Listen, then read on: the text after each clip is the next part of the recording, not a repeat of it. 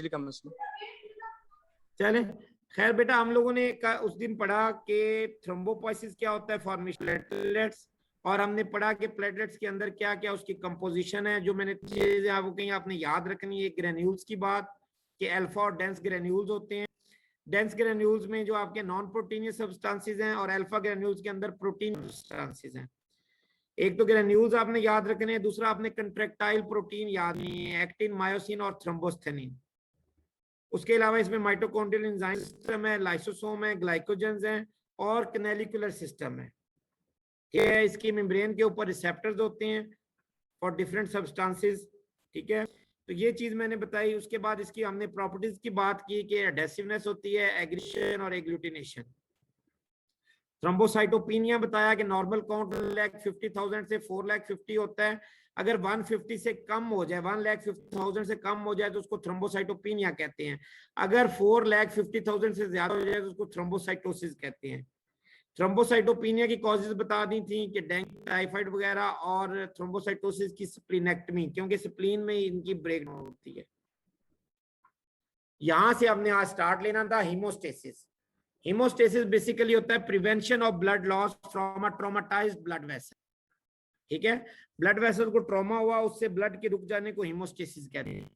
और इसके मैकेनिज्म में जो इंपॉर्टेंट चीजें हैं वो चार हैं। वेस्कुलर कंस्ट्रिक्शन, ठीक है, वेसल्स का कंस्ट्रिक्ट होना। वेस्कुलर कंस्ट्रिक्शन अब दो तरह से होती है। तो वेजो कंस्ट्रिक्टर सब्सटेंसेस रिलीज होते हैं जो कि वेसल्स को कंस्ट्रिक्ट करवा देते हैं, और दूसरा मायोजेनिक कंट्रैक्शन। ये बहुत इंपॉर्टेंट है, मायोजेनिक कंट्रैक्शन। मायो मसल से निकला है, जो इन वेसल्स के अंदर स्मूथ मसल्स होते हैं, जब कट लगता है तो वो भी कंस्ट्रिक्ट होते हैं, कंट्रैक्ट होते हैं। उनकी कंट्रैक्शन की वजह से वेसल्स कंस्ट्रिक्ट होती हैं, इसको मायोजेनिक कंट्रैक्शन कहते हैं। Smooth muscles which present inside the vessels, उनकी कंट्रैक्शन को मायोजेनिक कंट्रैक्शन कहते हैं। ठीक है, और दूसरा कुछ वेजोकंस्ट्रिक्टर सब्सटेंसेस रिलीज होते हैं जो कि वेसल्स की कंस्ट्रिक्शन करवाते हैं। दूसरा इंपॉर्टेंट प्रोसेस है फॉर्मेशन ऑफ प्लेटलेट प्लग। जब भी रफ सरफेस होती है, जाहिर बात है वेसल कटती है, कोलेजन एक्सपोज्ड होती है। ठीक है, तो कोलेजन जब एक्सपोज्ड होती है तो वॉन विली ब्रांड फैक्टर के थ्रू प्लेटलेट आके वहां पे लगना शुरू हो जाती है। जब एक प्लेटलेट लगते हैं, प्लेटलेट एक्टिवेट होते हैं, वो दूसरे प्लेटलेट्स को अपनी तरफ बुलाते हैं और एक प्लग की फॉर्मेशन बना देते हैं। पहले टेम्परेरी प्राइमरी हीमोस्टेटिक प्लग बनता है, टेम्परेरी प्लग बनता है। फिर जब उसमें क्लॉट की फॉर्मेशन हो जाती है या फिब्रिन टिश्यू, फिब्रिन फाइबर्स उसमें आ जाते हैं, तो उसको परमानेंट क्लॉट कहते हैं या सेकेंडरी हीमोस्टेसिस कहते हैं। ठीक है, तो फॉर्मेशन ऑफ प्लेटलेट प्लग हम बात करेंगे। फिर फॉर्मेशन ऑफ ब्लड क्लॉट, ये कोएगुलेशन पाथवे होंगे स्टार्ट, एक्सट्रिंसिक और इंट्रिंसिक पाथवे, जिनके रिजल्ट में क्लॉट की फॉर्मेशन होगी। फिर उनमें फिब्रस जो होता है, वो फाइबर जो है फैक्टर 13 है, फिब्रिन स्टेबलाइजिंग फैक्टर, वो एक्टिवेट होता है और वो इन फाइबर को उसके अंदर ले जाता है। ठीक है, फाइब्रिनोजिन कन्वर्ट हो जाती है फिब्रिन के अंदर, फिब्रिन के ये मोनोमर्स आके उसमें डिपॉजिट हो जाते हैं, जिससे वो फिब्रस टिश्यू बन जाता है और फिर वो टूटता नहीं है।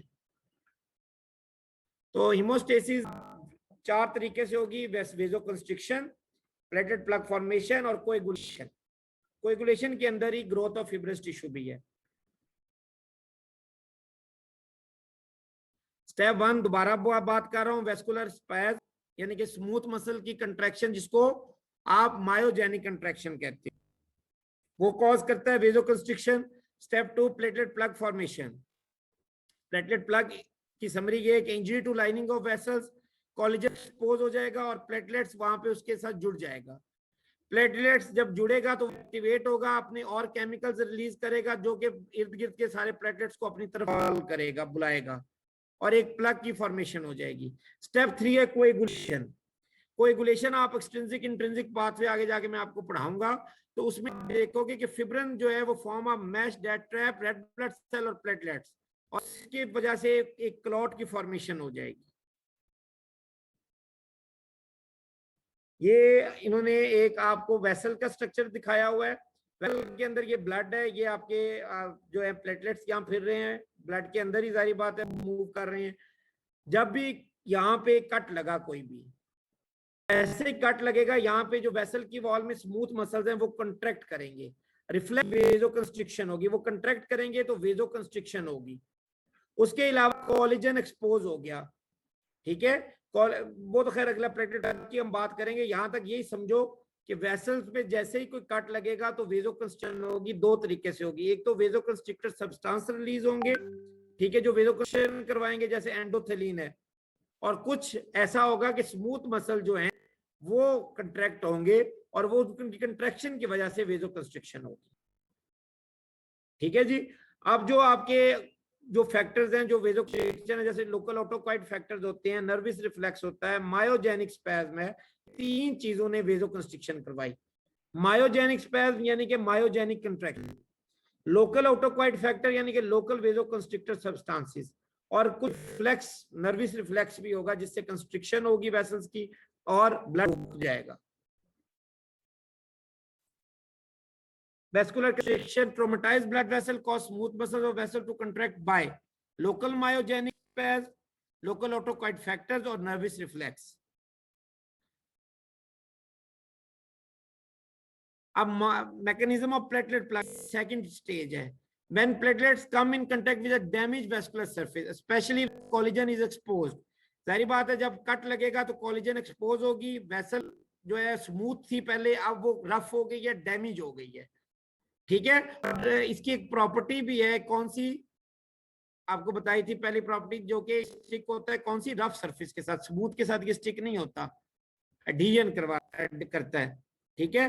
तो when platelets come in contact with a damage vascular surface with collagen fibre in a vascular wall, the platelets immediately change their characteristics.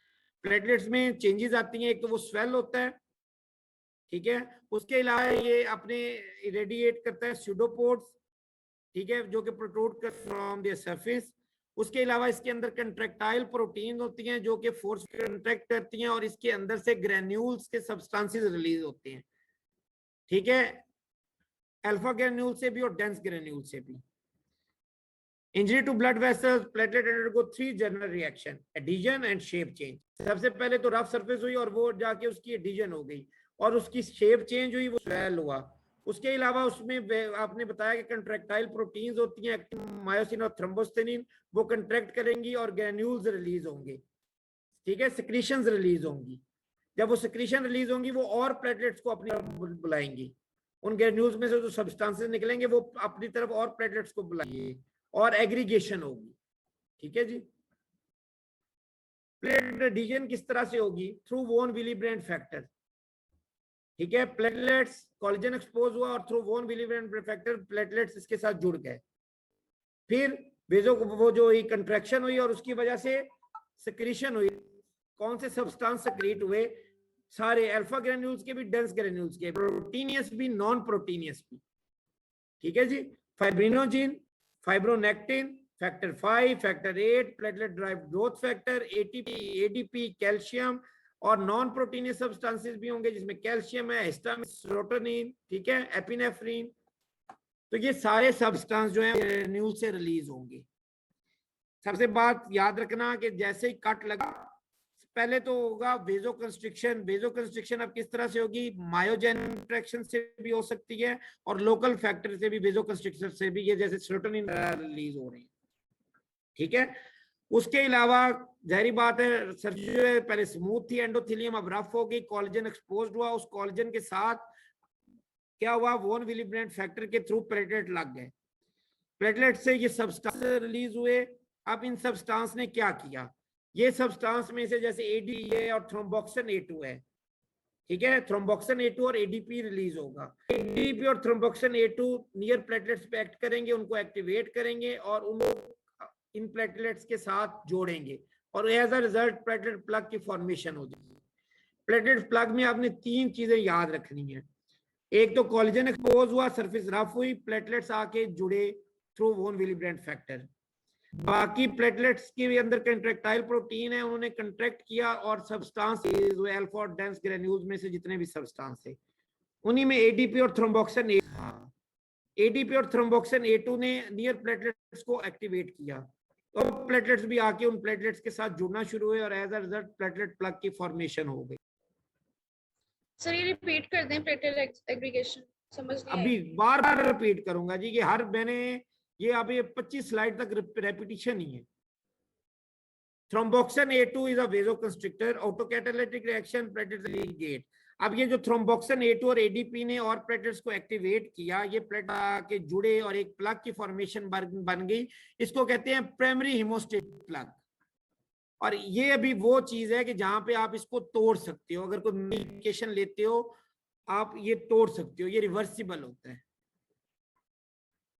लेकिन जब कोएगुलेशन भी साथ साथ स्टार्ट हो रही है और एट पे फिब्रिन थ्रेड बन गए हैं, फिब्रिन मोनोमर्स बन गए हैं और वो इन प्लेटलेट प्लग के अंदर टाइटली अटैच हो जाए, तो वो अनयील्ड प्लग होगा, वो ना टूटने वाला प्लग होगा, उसको सेकेंडरी हेमोस्टेटिक प्लग कहेंगे और वो इरिवर्सिबल होता है।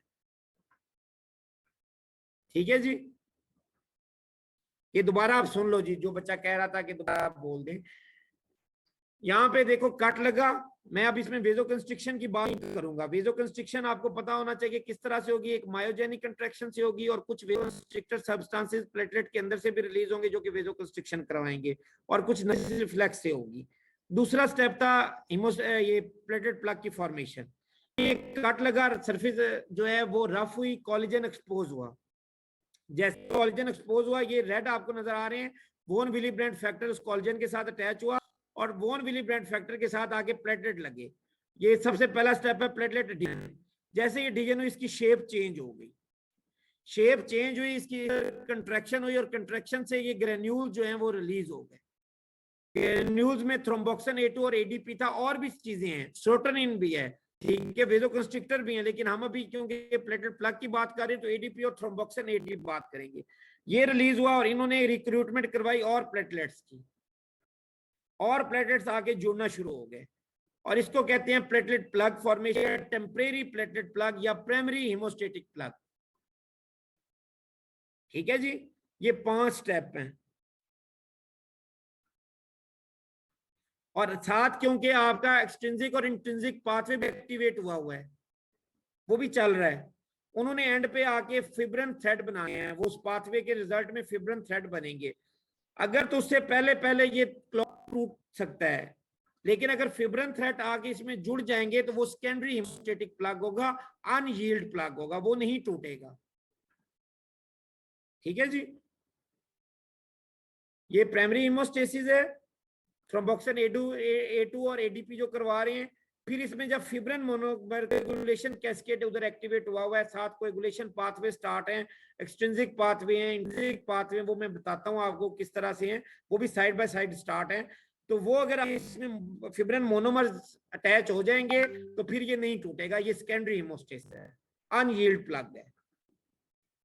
ठीक है जी, दोबारा सुन लें क्योंकि ये बहुत इंपॉर्टेंट है, प्लेटलेट प्लग की formation. minute ruptures from small blood vessels, contact of platelet damage vascular collagen through von Willebrand factor. Platelet swell होंगे, कंट्रैक्टाइल प्रोटीन जो हैं वो कंट्रैक्ट होंगी और वो ग्रेन्यूल्स को रिलीज कर देंगी। ठीक है, become sticky with collagen and to protein called von Willebrand factor के साथ, ये एमसीक्यू है, कोलेजन के साथ किसके थ्रू जुड़ता है, एक इंपॉर्टेंट प्रोटीन वोन विलीब्रेंड फैक्टर। ठीक है जी, और ये जो प्लेटलेट स्वेल हुए, कंट्राइल प्रोटीन ने ग्रेन्यूल्स रिलीज किए, ये लाइन बेसिकली ऊपर आनी चाहिए सुलन।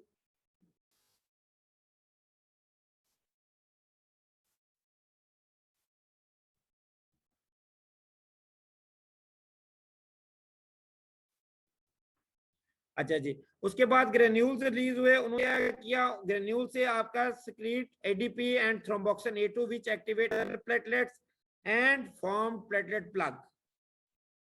ठीक है जी, ये आपका प्लेटलेट प्लग बन गया। और ये जो होता है ये रिवर्सिबल होता है। उसके बाद वो कहते हैं फिब्रिन थ्रेड, क्योंकि उधर साइड पे कोएगुलेशन पाथवे भी स्टार्ट हुआ है, और and fibrinogen convert into fibrin, और ये फिब्रिन थ्रेड आके इसमें डिपॉजिट होना शुरू हो जाएंगे और यील्ड प्लग बन जाएगा। ये दोबारा डायग्राम में वही बताया गया है कि कट लगा, कोलेजन एक्सपोज्ड हुई, ये थ्रू वोन Willebrand factor platelet addition, platelet जैसे ये एडिशन हुई इसकी शेप चेंज हुई, इसके अंदर कंट्रैक्टाइल प्रोटीन है, उन्होंने कंट्रैक्ट किया और इसमें से ग्रेन्यूल्स रिलीज हुए। ग्रेन्यूल्स में सब्सटेंसेस है थ्रोम्बोक्सिन A2 और ADP, इन्होंने और प्लेटलेट्स को कॉल की और प्लेटलेट्स यहाँ पे जोड़ना शुरू कर दिए और एक प्रेरी हेमोस्टेटिक प्लग की फॉर्मेशन हो गई। ठीक है, अब ये एक और समरी है, ये पूरी आपका चैप्टर है उसकी समरी है। अभी हमने सिर्फ ये स्टेज 2 तक किया है, स्टेज 3 जो है वो अभी हमने करना है। Injury to blood vessels and damage of endothelium collagen exposed through von Willebrand factor platelet adhesion with collagen. और जैसे ये डिवीजन हुई, यहाँ पे क्या हुआ, प्लेटलेट्स हुई, उनकी शेप चेंज हुई। ठीक है, शेप चेंज हुई, कंट्रैक्टाइल प्रोटीन कंट्रैक्ट किया जिससे एडीपी और थ्रोम्बोक्सिन A2 रिलीज हुआ। उन्होंने क्या किया, एग्रीगेट किया और प्लेटलेट्स को, और फॉर्मेशन ऑफ प्लेटलेट प्लग बन गया। साथ जब प्लेटलेट एक्टिवेट होंगे तो सेरोटोनिन भी सिक्रीट हो रहा था, वो भी ग्रेन्यूल्स के अंदर होता है ना सेरोटोनिन भी। तो सेरोटोनिन इज इंपॉर्टेंट वेजोकंस्ट्रिक्शन। तो ये स्टेज 1 जो वेजोकंस्ट्रिक्शन थी उसमें सेरोटोनिन हेल्प कर रहा है। और स्टेज 1 में क्या चीज हेल्प कर रही है जो मैंने बताई थी इस डायग्राम में नहीं है?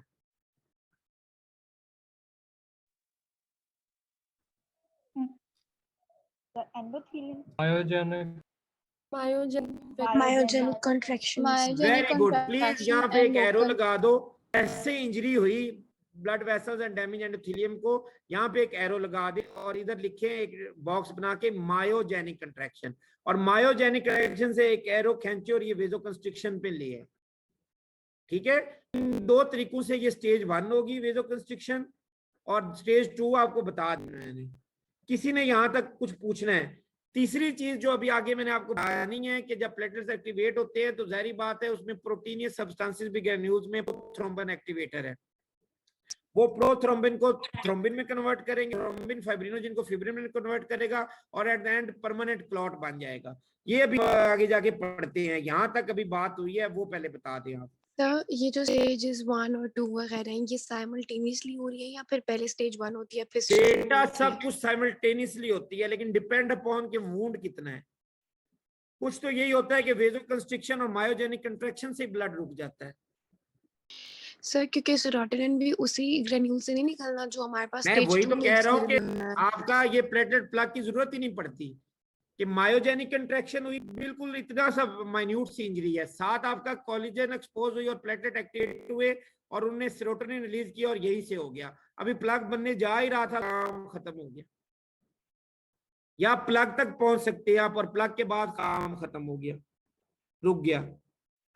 डिपेंड करता है वुंड किस तरह का है और किस जगह पे बन रहा है। अब क्लॉट की फॉर्मेशन ब्लड के अंदर भी हो सकती है अगर रफ सरफेस है, ठीक है, और अगर जैसे कि ये होते हैं जिनका कोलेस्ट्रॉल लेवल ज्यादा होता है, कोलेस्ट्रॉल भी तो आपकी एंडोथेलियम को ही टाइट करता है ना, उनको हार्ड करता है,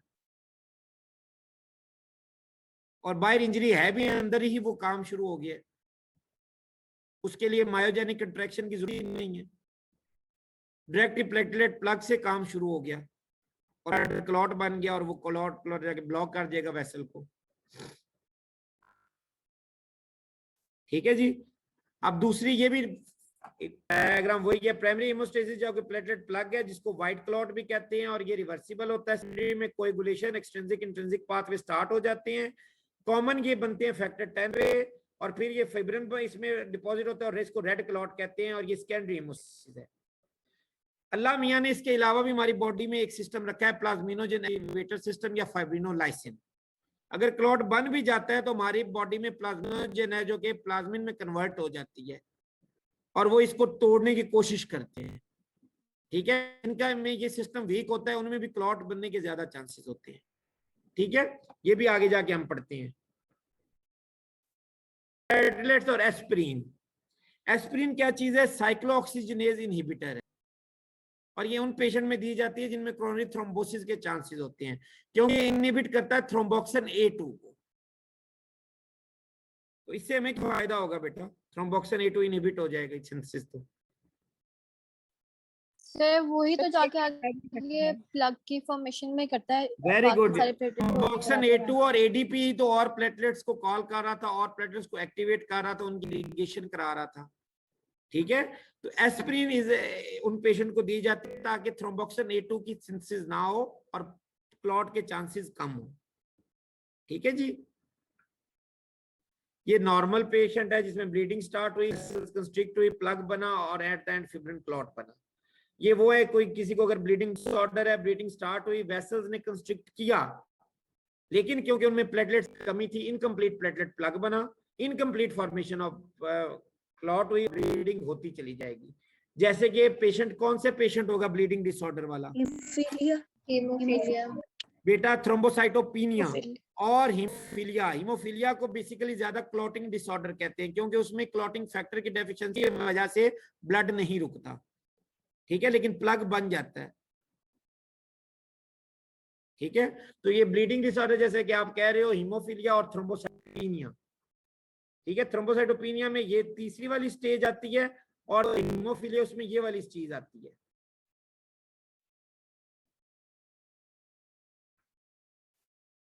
यहां तक किसी ने कुछ पूछना है?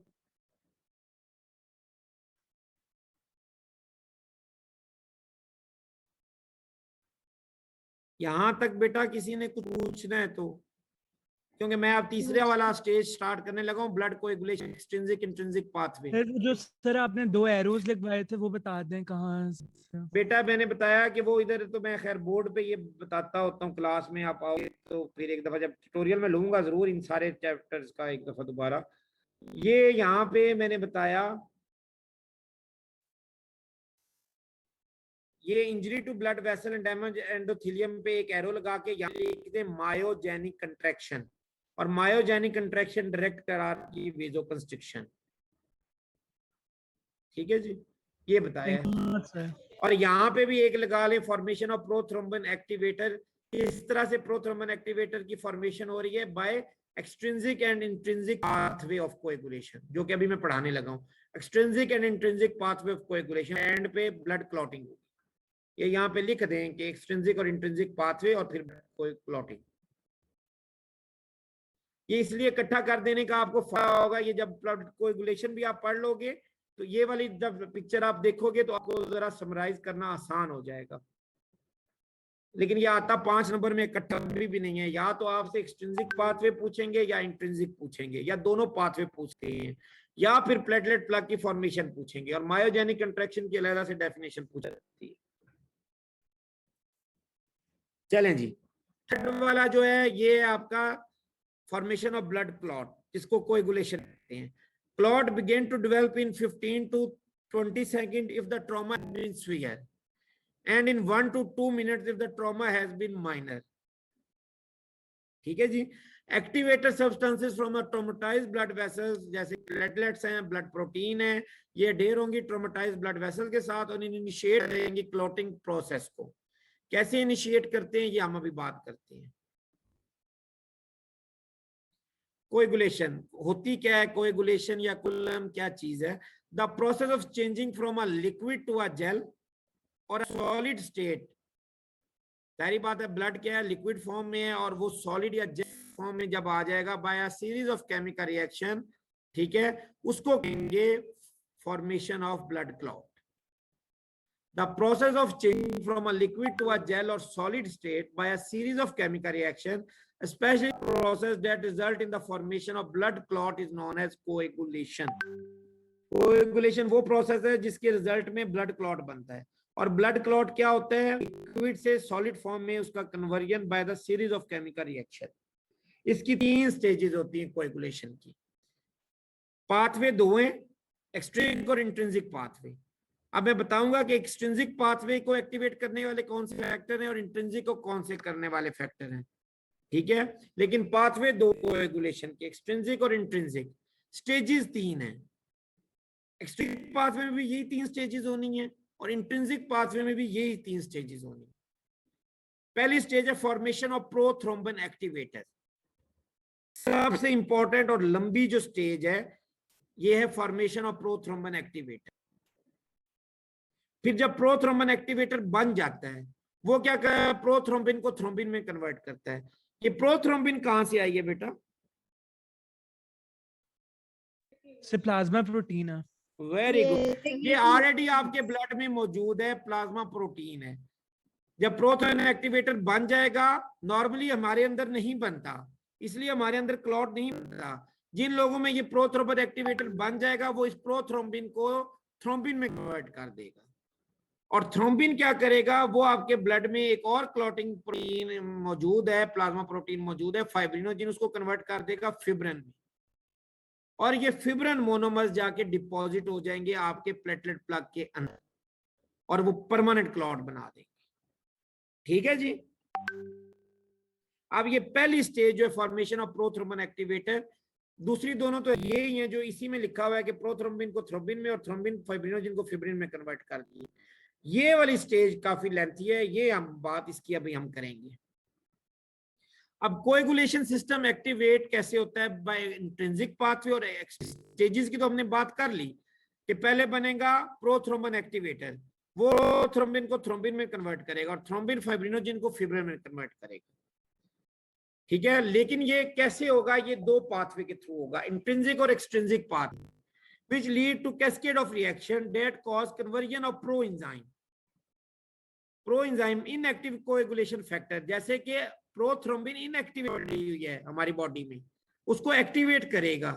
ठीक है, तो ये क्या करेगा जी? Proenzyme inactivated coagulation factor into activated coagulation factor, finally 10A convert into prothrombin into thrombin, and ये जो थ्रोम्बिन है ये कन्वर्ट फाइब्रिनोजन इनटू फिब्रिन, और ये फिब्रिन जो पॉलीमराइज होके फिब्रिन थ्रेड बन के उसमें प्लेटलेट के एग्रीगेट में सीमेंट का काम करेगा, उसमें डिपॉजिट हो जाएगा और वो परमानेंट क्लॉट बन जाएगा। इस स्लाइड के अंदर सिर्फ ये बताया गया आपको कि जो है आपके 3 स्टेजेस हैं और 2 पाथवे हैं, दोनों pathway series of reaction activate करते हैं। एक फैक्टर, क्लॉटिंग फैक्टर्स हैं आपकी बॉडी में, फैक्टर 1 से लेकर 13 तक हैं। ठीक है, और ये क्या होता है? एक्सट्रिंसिक और इंट्रिंसिक पाथवे। एक्सट्रिंसिक पाथवे तब एक्टिवेट होता है जब आपका फैक्टर 3 एक्टिवेट होता है, टिश्यू थ्रोम्बोप्लास्टिन उसका नाम है, और इंट्रिंसिक पाथवे तब एक्टिवेट होता है जब फैक्टर 12 एक्टिवेट होता है, जिसका नाम हेजमैन फैक्टर है या हेगमैन फैक्टर है। इन फैक्टर्स के एक्टिवेशन के रिजल्ट में सीरीज रिएक्शन होगा, एक दूसरे को एक्टिवेट करेगा, दूसरा तीसरे को करता जाएगा, एट द एंड 10 फैक्टर ने एक्टिवेट होना है। दोनों पाथवे के रिजल्ट में कॉमन पाथवे कहां पे बनता है? जब फैक्टर 10 एक्टिवेट होता है, उसको कहते हैं यहां पे ये कॉमन पाथवे बन गया। फैक्टर 10 जो है वो कन्वर्ट करता है प्रोथ्रोम्बिन को थ्रोम्बिन में, यानी कि फैक्टर 10 जब एक्टिवेट होता है उसी को प्रोथ्रोम्बिन एक्टिवेटर कहते हैं। अब हम एक्सट्रिंसिक इंट्रिंसिक पाथवे शुरू करने से पहले क्लॉटिंग, आपको पता होना चाहिए कि क्लॉटिंग फैक्टर क्या होती है। Intrinsic pathway is initiated by activation of factor 12, जिसको हेजमैन फैक्टर कहते हैं। वो कन्वर्ट होता है फैक्टर 12 में, यानी कि एक्टिवेटेड में, जब भी उसमें कोलेजन एक्सपोज होता है या कंट्रैक्ट होता है विद द ग्लास सरफेस, ठीक है, या हाई मॉलिक्यूलर वेट काइनोजिन के साथ कंटैक्ट करता है, तो वो एक्टिवेट होता है। इंट्रिंसिक पाथवे एक्टिवेट होता है फैक्टर 7 को 7A में, लेकिन 7 को कौन करता है? टिश्यू फैक्टर, जो कि फैक्टर 3 है, which is release from damage blood vessels. Damage जैसे ही ब्लड वेसल हुई तो टिश्यू फैक्टर, टिश्यू जाहिर बात है इंजरी हुई है, टिश्यू फैक्टर जो है वो एक्टिवेट हुआ। टिश्यू फैक्टर जो है टिश्यू थ्रोम्बोप्लास्टिन, वो फैक्टर 7 को एक्टिवेट करेगा। तो एक्सट्रिंसिक में आपका 3 और 7 एक्टिवेट होता है, पहले 3 होता है फिर वो 7 को एक्टिवेट करता है, और इंट्रिंसिक फैक्टर 12 पहले एक्टिवेट होता है। ये क्लॉटिंग फैक्टर्स हैं, 1 से लेके 13 तक आपने नाम याद रखने हैं। ठीक है जी, फिब्रिन स्टेबलाइजिंग फैक्टर तक आपने नाम याद रखने हैं। फैक्टर 1 जिसको फाइब्रिनोजिन कहते हैं, ठीक है।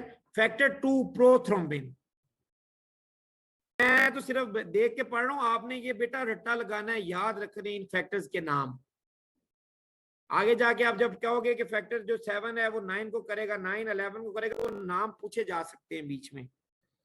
फैक्टर 1 जो है वो फाइब्रिनोजिन है, फैक्टर 2 जो है प्रोथ्रोम्बिन है, फैक्टर 3 जो है वो टिश्यू थ्रोम्बोप्लास्टिन है, जिसको टिश्यू फैक्टर कहा जाता है।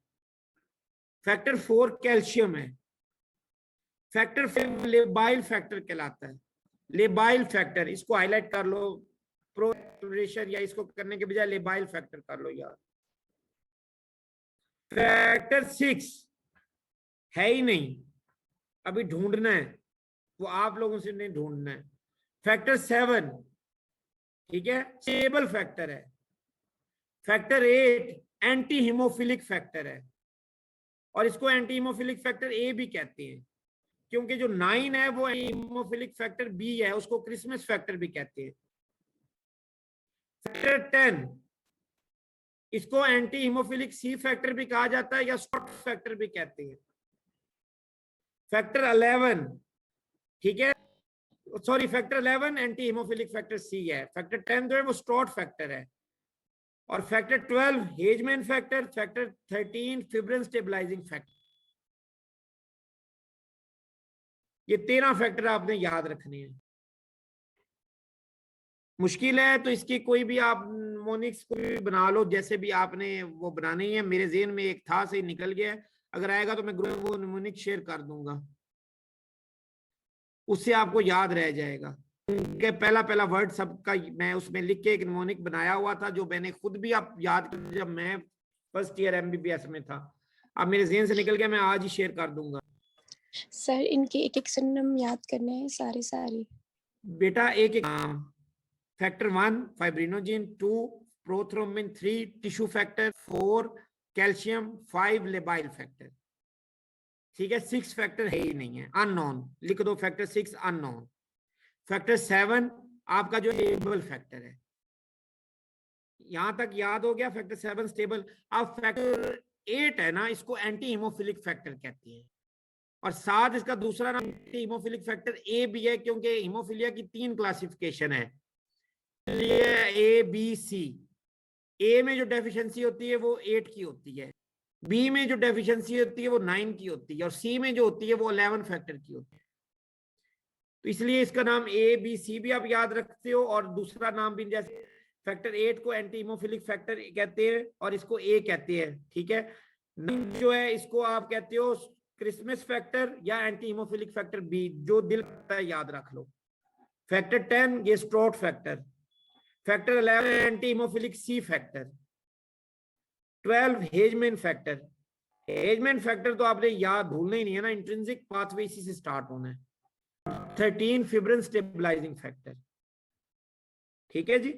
तो ये न्यूमरेट क्लॉटिंग फैक्टर 2 नंबर में आया हुआ है प्रॉफ।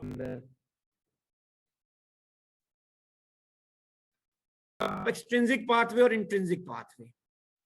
टिश्यू ट्रॉमा हुआ बेटा, जैसे टिश्यू की इंजरी हुई, टिश्यू फैक्टर एक्सपोज हो गया, ठीक है। टिश्यू फैक्टर यानी कि टिश्यू ट्रॉमा हुआ, टिश्यू जो है वो एक्सपोज हुआ, टिश्यू फैक्टर एक्टिवेट हुआ, उसने फैक्टर 7 को 7A में कर दिया।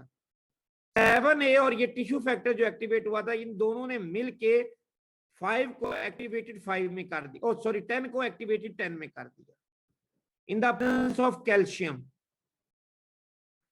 और एक्टिवेटेड 10 क्या है, ये प्रोथ्रोम्बिन एक्टिवेटर है, ये प्रोथ्रोम्बिन को थ्रोम्बिन में कन्वर्ट कर देगा, यानी कि यहाँ पे प्रोथ्रोम्बिन एक्टिवेटर की फॉर्मेशन हो गई। अब आप फॉर एग्जांपल कोई बंदा शेव कर रहा है, शेव के दौरान उसको कट लग गया है, तो आपके ख्याल में कौन सा फैक्टर पहले एक्टिवेट होगा? टिश्यू को कट लगा है ना, टिश्यू फैक्टर एक्टिवेट होगा। इंट्रिंसिक बेटा एक्सट्रिंसिक पाथवे पहले एक्टिवेट होगा, क्योंकि इंट्रिंसिक पाथवे ब्लड ट्रॉमा में एक्टिवेट होना है। इंट्रिंसिक पाथवे ब्लड को जब ट्रॉमा होना है तो फिर एक्टिवेट होना है।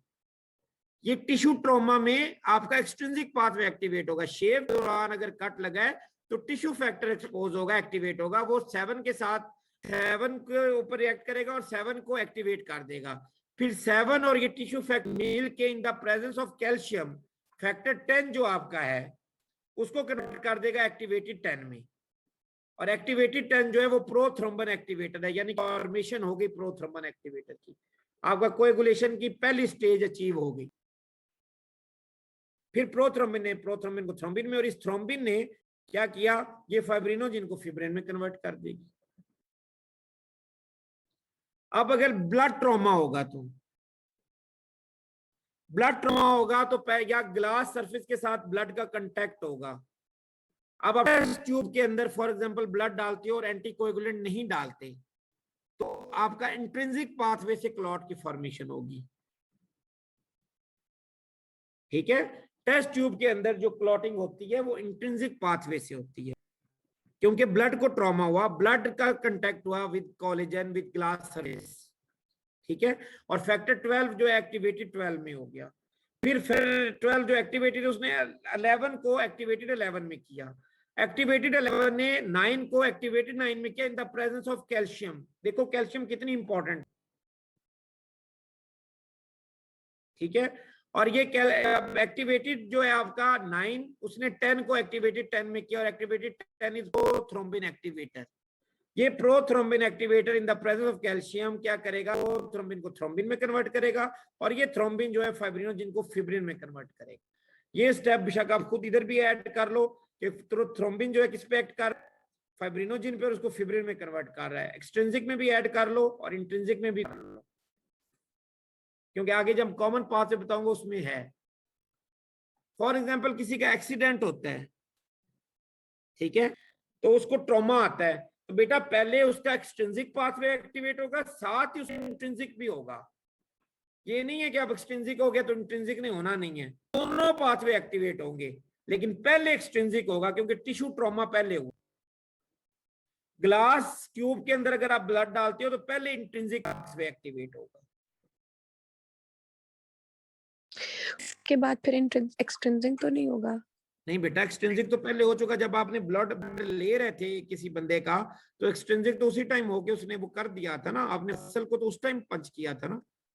यस टेस्ट ट्यूब के अंदर ब्लड लोगे तो इंट्रिंसिक से क्लॉट बन जाएगा। सर अगर हम जो ब्लड ट्रांसफ्यूजन करेंगे उसमें क्लॉटिंग हो जाए तो वो इंट्रिंसिक होगा?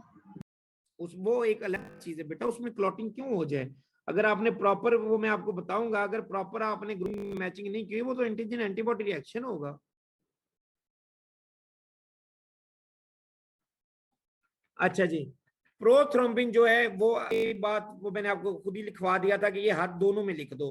प्रोथ्रोम्बिन थ्रोम्बिन में, और थ्रोम्बिन जो है फाइब्रिनोजिन को फाइब्रिनोजिन मोनोमर्स में, और फाइब्रिनोजिन मोनोमर्स जो है ये क्रॉस लिंकेज फाइब्रिन थ्रेड बन के जाके डिपॉजिट होंगे और इनको एक्टिवेट करता है फैक्टर 13, फिब्रिन स्टेबलाइजिंग फैक्टर।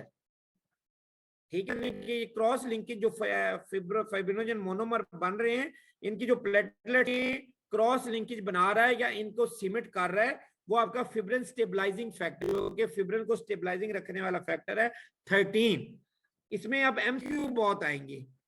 एक तो यही आएगा कि क्रॉस लिंकेज कौन सा फैक्टर कर रहा है, फिब्रिन जब बन गए हैं तो उनको मोनोमर्स को कौन स्टेबलाइज किए हुए हैं, तो 13 फैक्टर। प्लेटलेट्स किसके थ्रू जुड़ रहे हैं कोलेजन के साथ, von Willebrand factor. Common pathway कहां पे बन रहा है, फैक्टर 10 पे। इंट्रिंसिक पाथवे कौन सा फैक्टर ऐसे एक्टिवेट होता है, फैक्टर 12 को करता है पहले, ठीक है। एक्सट्रिंसिक किससे होता है, फैक्टर 3, और 3 पहले 7 करता है, 3 और 7 मिलके फिर 10 को करती है in the presence of calcium. Bar bar calcium का रोल आ रहा है इसमें। अब ये इसकी समरी है कोएगुलेशन कैस्केड की। एक्सट्रिंसिक पाथवे ये 7 से हो रहा था, ठीक है, 7 को एक्टिवेटेड 7 में किसने किया, टिश्यू फैक्टर ने, और 7 और टिश्यू फैक्टर मिलके 10 को एक्टिवेटेड 10 में करेंगे और ये प्रोथ्रोम्बिन एक्टिवेटर है। इसी तरह 12 एक्टिवेटेड 12 में, और 12 जो है एक्टिवेटेड करेगा 11 को एक्टिवेटेड 11 में, और 11 जो है वो 9 को एक्टिवेटेड 9 में, 9 जो है वो 10 को एक्टिवेटेड 10 में करेगा, और यहाँ पे ये पाथवे कॉमन बन जाएगा। 10 जो है वो प्रोथ्रोम्बिन एक्टिवेटर है, वो प्रोथ्रोम्बिन को थ्रोम्बिन कन्वर्ट करेगा, और थ्रोम्बिन जो है वो फाइब्रिनोजिन को फिब्रिन में मोनोमर्स में करेगा, और यहाँ पे फैक्टर जो है आपका 13 एक्टिवेट हो जाएगा, जिसको कहते हैं फिब्रिन स्टेबलाइजिंग फैक्टर, और वो इसकी क्रॉस लिंकेज बनवा देगा। दोबारा ये वही समरी है जी। Extensive pathway damage to tissue outside the vessel, tissue thromboplastin activate हुआ, उसने 7 को किया और 7 ने 10 को किया, और 10 में फिर ये इधर से इंट्रिंसिक पाथवे जो है, अगर ब्लड वेसल का ट्रॉमा हुआ है तो फिर ये इंट्रिंसिक पाथवे भी साथ होगा। जैसे रोड ट्रैफिक एक्सीडेंट हुआ है तो दोनों पाथवे एक्टिवेट होंगे, पहले एक्सट्रिंसिक फिर इंट्रिंसिक, और फैक्टर 10 पे ये मिल जाएंगे। लेकिन अगर आप शेव कर रहे हो तो एक्सट्रिंसिक पाथवे से ही क्लॉट बन जाएगा, प्लेटेड प्लग बन जाएगा, क्लॉट बन जाएगा, उसके लिए इंट्रिंसिक की शायद जरूरत ही ना पड़े। ग्लास के अंदर आप ब्लड ले रहे हो तो वो इंट्रिंसिक से क्लॉट बन जाएगा। अगर कोई खुदा ना खास्ता कोई मेजर इंजरी है जिसमें अब ब्लड वेसल भी डैमेज हो चुकी हैं और टिश्यू भी हो चुके हैं, तो फिर ये दोनों पाथवे एक्टिवेट होंगे। ये फैक्टर 13 लाजमी याद रखना है कि फिब्रिन्स के क्रॉस लिंकेज यही बना रहा है, ये एमसीक्यू है।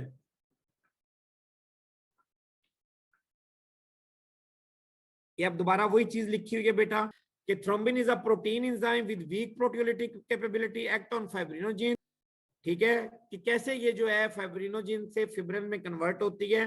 फिब्रिनोजिन जो है उससे remove 4 lower molecular with peptide forming 1 molecule of monomers that has automatic capability to polymerize with other fibrin monomers form fibrin thread. Many fibrin monomers जो होते हैं ये polymerize करते हैं within second into long fibrin fibers, और इनको जो किए हुए हैं वो fibrin stabilizing factor की मौजूदगी में ये होती है। ठीक है जी। In the early stages of polymerization, the fibrin clot is weak. During the next few minutes, the reticulum is generally strengthened, क्योंकि उनके क्रॉस लिंकेज बन जाते हैं by fibrin stabilizing factor.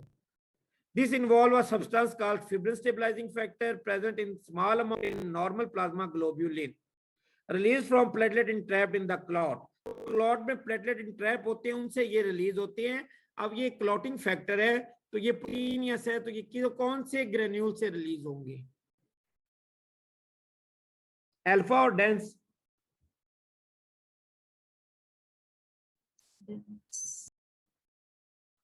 Dense granule से ये रिलीज होंगी। क्या अल्फा से होंगे? बोलो, आपने भी बताया नहीं है। डेंस से होंगे। चलो जागो बेटा, जागो जागो। Fibrin stabilising factor can have effect on fibrin fibres, और उनको एक्टिवेट करते हैं, उनकी क्रॉस लिंकेज बनाते हैं, उनको उस क्लॉट को मजबूत करते हैं। ब्लड क्लॉट होता है, clot is composed of meshwork of fibrin fibres running in all direction in trapping the blood cells specially platelets. Platelets तो होने ही होने हैं, लेकिन उसके अलावा उसमें कुछ आरबीसीज भी और व्हाइट ब्लड सेल भी ट्रैप हो सकते हैं क्लॉट के अंदर, और प्लाज्मा। ठीक है जी, यानी कि ब्लड क्लॉट की कंपोजिशन है, उसकी कंपोजिशन में आप कह सकते हो कि फिब्रिन मोनोमर्स या फिब्रिन फाइबर्स। ठीक है, और उसमें ब्लड सेल्स इंट्रैप हुए होते हैं, खासतौर पे प्लेटलेट्स। उसका डब्ल्यूबीसी और आरबीसी भी हो सकते हैं, और प्लाज्मा भी। What is clot retraction? अब क्लॉट बन गया तो उसकी रिट्रैक्शन कैसी होनी है? With in a few minutes after a clot formed it contract, and usually most of the fluid of fibrinogen and other clotting factor called serum. आपने देखा होगा जब आपका ज़ोम होता है तो उसके ऊपर वो बन जाता है स्कैब सा। ठीक है, फिर जब स्कैब उतारते हो तो उसमें से एक क्लियर कलर का फ्लूइड ऊज कर रहा है। अगर आप पहले ही उतार दो तो उसको सीरम कहते हैं, और उसके अंदर फाइब्रिनोजन क्लॉटिंग फैक्टर्स नहीं होते, क्योंकि वो यूज हो चुके होते हैं क्लॉट आने में। Usually with in a few minutes after a clot is formed it contract, और कौन करवाता है? कंट्रैक्टाइल प्रोटीन, एक्टिन, मायोसिन और थ्रोम्बोस्थेनिन, जो प्लेटलेट्स के अंदर होती हैं। ठीक है, और क्या होता है? Usually most of the fluid of fibrinogen and other clotting factor called serum from the clot with in 20 to 60 minutes. Clot retraction, अब उसकी डिटेल है क्योंकि ये भी यूक्यू है, 2 नंबर में पूछते हैं क्लॉट रिट्रैक्शन क्या होता है। Platelets themselves contribute directly to clot contraction by activating platelets, thrombostenin, actin and myosin. Platelet जब एक्टिवेट होंगे उनके अंदर कंट्रैक्टाइल प्रोटीन कंट्रैक्ट होंगी। कंट्रैक्टाइल प्रोटीन कौन कौन सी? एक्टिन, मायोसिन और थ्रोम्बोस्थेनिन। ये कंट्रैक्टाइल प्रोटीन प्लेटलेट्स के अंदर होती हैं, और ये कंट्रैक्शन करती हैं प्लेटलेट्स की, जो कि फिब्रिन के अंदर अटैच्ड है। जब उनकी कंट्रैक्शन होती है तो जाहिर बात है जो फ्लूइड होता है वो ऊज करता है। ठीक है जी, तो उस फ्लूइड को सीरम कहते हैं। Contraction is activated and excreted by thrombin and calcium. Calcium का इधर भी रोल है। आपने देखा कैल्शियम का रोल आपके एक्सट्रिंसिक पाथवे में भी था, एक्सेप्ट फर्स्ट फ्यू स्टेप्स। सारे जो स्टेप्स हैं एक्सट्रिंसिक और इंट्रिंसिक के, in the presence of calcium हो रहे हैं। अगर कैल्शियम नहीं होगा तो क्लॉटिंग नहीं होगी। तो इसी तरह कैल्शियम का वो कह रहे हैं कंट्रैक्शन के अंदर भी रोल है। Calcium ions released from calcium stored in mitochondria and endoplasmic reticulum, Golgi apparatus of the platelets. As the clot retracts, the edges of the broken blood vessels are pulled together and thus contributing still further to hemostasis. तेरी बात है, जब वो कहते हैं clot की retraction होनी है तो क्या होगा? वो जो edges of broken blood vessels हैं वो पुल टुगेदर, और वो फर्दर जो है वो हीमोस्टेसिस को स्ट्रॉन्ग करेंगी और ब्लड को रोकेंगी। दोबारा ये वही समरी है जी। क्लॉट फॉर्मेशन विशियस साइकिल में जा सकता है, ठीक है। Once a critical amount of thrombin is formed, vicious cycle cause still more blood clotting, ठीक है। It act on same way as the blood clotting factor possible formation of prothrombin activator, ठीक है। ब्लड क्लॉट होते जाएगा जब तक के blood रुक नहीं जाता, ठीक है। एक फैक्टर दूसरे को एक्टिवेट करेगा, दूसरे तीसरे को करेगा, मतलब एट एंड 10 फैक्टर एक्टिवेट होगा। 10 क्या है, प्रोथ्रोम्बिन एक्टिवेटर है, वो थ्रोम्बिन को बनाएगा। थ्रोम्बिन जो है फाइब्रिनोजेन से फाइब्रिन आएगा और एंड पे क्लॉट की फॉर्मेशन बन जाएगी। बता दिया आपको कि except first few steps in the intrinsic and extrinsic pathway, calcium ions are required for the promotion or excretion of all the blood clotting reaction. When blood is removed from a person, it can be prevented from the clotting by reducing the calcium, either by deionizing calcium, ठीक है। आपने देखा होगा, आप क्या करते हो anticoagulant lab में कौन यूज करते हो, बल्कि आपने तो अब लैब की नहीं है। जब भी आप ब्लड लोगे तो आप sodium citrate, sodium oxalate, calcium oxalate ये लेते हो, ठीक है। When blood is removed from a person, it can be prevented from clotting by reducing the calcium, either by deionizing the calcium, by causing it to react with substances, oxalate, citrate, ठीक है। तो क्या होता है कि आप जब blood लेते हो उसमें आप सोडियम सिट्रेट डाल देते हो, तो क्या होगा, कैल्शियम आपकी सिट्रेट के साथ रिएक्ट कर जाती है और आपका ब्लड फ्री हो जाता है कैल्शियम से, और वो क्या होता है, क्लॉट नहीं होता। लैब के अंदर आप जो यूज करते हो एंटीकोएगुलेंट, वो उसमें आपके सिट्रेट और ऑक्सलेट आयंस हैं, सोडियम सिट्रेट, सोडियम ऑक्सलेट। होता क्या है कि आप पाउडर लेते हो, फॉर एग्जांपल सोडियम सिट्रेट या सोल्यूशन फॉर्म में लेते हो, तो आप उसमें ब्लड डाल देते हो, ब्लड की जितनी भी कैल्शियम वो इस सिट्रेट के साथ रिएक्ट कर जाएगी और कैल्शियम सिट्रेट बन जाएगा। अब ब्लड में कैल्शियम है, तो कैल्शियम नहीं है तो क्या होगा, क्लॉटिंग होगी नहीं, और आप टेस्ट ट्यूब में अपने टेस्ट परफॉर्म कर लोगे आराम से। समझ आ कि एंटीकोएगुलेंट लैब में जो यूज करते हैं उसका मकसद क्या होता है जी। सर ये जो कैल्शियम है अपना एक्शन पाथवेज के मिड में जाके शुरू करता है, तो पहले वो स्टेप्स हो जाएंगे कैल्शियम अगर ना भी हो तो भी? पहले वाला स्टेप यही है कि जी एक्टिवेट होगा, जब एक्टिवेट होगा तो आगे कैल्शियम इसको नहीं मिलेगी तो वो हो गई नहीं। 7 ने अब किसको एक्टिवेट करना है, 7 ने 3 के साथ मिल के 10 को एक्टिवेट करना था, एक्सट्रिंसिक की मैं बात कर रहा हूँ। तो अब कैल्शियम है ही नहीं है तो वो आगे क्या करेगा। इसी तरह इंट्रिंसिक में आप देख लो, 12 ने 11 को एक्टिवेट किया, 11 ने 9 को किया, ठीक है। अब 11 9 को करेगी कैल्शियम की मौजूदगी में, तो फायदा क्या फिर उसका, कैल्शियम है ही नहीं, तो आपके पास ब्लड क्लॉट नहीं बनेगा और आप अपने टेस्ट परफॉर्म कर लोगे।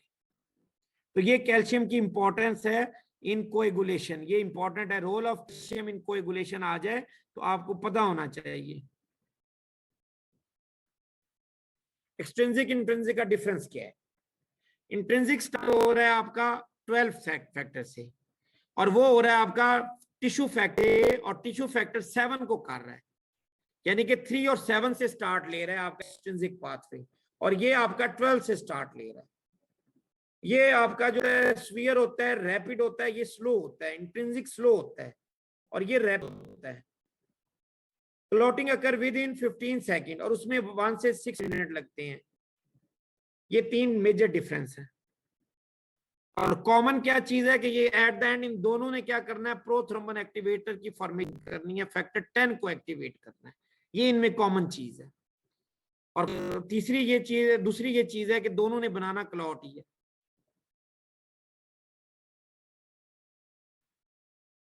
अब ग्रोथ फिब्रस टिश्यू आपको मैंने पहले ही बता दिया कि ग्रोथ ऑफ फिब्रस टिश्यू कैसे होगी। फाइब्रोब्लास्ट जो है इन्वेड करेंगे, उसके अलावा फाइब्रिन के मोनोमर्स जो है, फिब्रिन स्टेबलाइजिंग फैक्टर है, उसकी क्रॉस लिंकेज करेगा और वो फिब्रस टिश्यू की ग्रोथ हो जाएगी। अब हमारी बॉडी में अल्लाह मियां ने एक निजाम रखा है उसको डिसॉल्व करने वाला, जिसको प्लाज्मिनोजेन एक्टिवेटर सिस्टम कहते हैं। ये बच्चे बहुत इंपॉर्टेंट है, जितना मैं कहूं उतना इंपॉर्टेंट है। प्लाज्मिनोजेन एक्टिवेटर सिस्टम, ये जरा गौर से सुनना, या ये इसमें भी आ सकता है कि लाइसिस ऑफ क्लॉट या लाइसिस ऑफ ब्लड क्लॉट भी पूछा जा सकता है 2 नंबर का, या प्लाज्मिनोजेन एक्टिवेटर सिस्टम भी पूछा जा सकता है, और वायवे में तो ये लाजमी पूछते हैं। अच्छा जी, अब क्लॉट बन गया, उसको इन्वेट किया फाइब्रोब्लास्ट ने, ठीक है। उसके अलावा क्या, उनके फाइब्रिन के मोनोमर्स आ गए, वो अटैच हो गए, पूरी कंप्लीट ऑर्गेनाइजेशन हो गई विद 7 to 9 days। अब उसने डिसॉल्व होना है। When a clot is formed it in plasma protein name as plasminogen.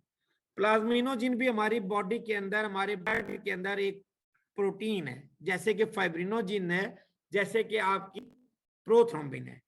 इसी तरह प्लाज्मिनोजेन भी एक प्लाज्मा प्रोटीन है। ये इनएक्टिवेट पड़ी हुई होती है, इसको एक्टिवेट करता है टिश्यू थ्रोम्बोप्लास्ट, टीपीए, ठीक है। टीपीए इसको एक्टिवेट कर रहा है और वो बना देता है प्लाज्मिनोजेन को, कन्वर्ट कर देता है प्लाज्मिन में। और प्लाज्मिन बनती है, प्लाज्मिन डाइजेस्ट करती है ये जो फिब्रिन फाइबर्स हैं, फैक्टर 1, 2, 5, 8, 12, जो के फैक्टर, जो आपके क्लॉटिंग फैक्टर्स हैं, उनकी ये डाइजेस्ट करता है, उनको तोड़ फोड़ देती है। लेकिन प्लाज्मिनोजेन नहीं, जब ये प्लाज्मिन में कन्वर्ट होती है, और उसको कौन करता है, टिश्यू प्लाज्मिनोजेन एक्टिवेटर, टीपीए। आपको पता है जब कोई ब्लड क्लॉट के साथ पेशेंट आ जाता है तो टीपीए का इंजेक्शन भी लगाया जाता है। ये टीपीए का इंजेक्शन बेसिकली यही करता है कि ये प्लाज्मिनोजेन को प्लाज्मिन में कन्वर्ट करता है, और ये प्लाज्मिन आपके क्लॉट को डाइजेस्ट करती है, तो खत्म करने की कोशिश करती है, ठीक है जी। अब इसकी डिटेल देख लो। लाइसिस ऑफ सर ब्लड आपने क्लॉट या इनके नाम प्लाज्मिन, बताए थे? टीपीए बेटा, टिश्यू प्लाज्मिनोजेन एक्टिवेटर, टीपीए। अभी दोबारा बताने लगा हूं, वो तो जस्ट डेफिनेशन थी। अब लाइसिस ऑफ ब्लड क्लॉट या plasminogen activator system. The injured tissue and vascular endothelium very slowly release a powerful activator।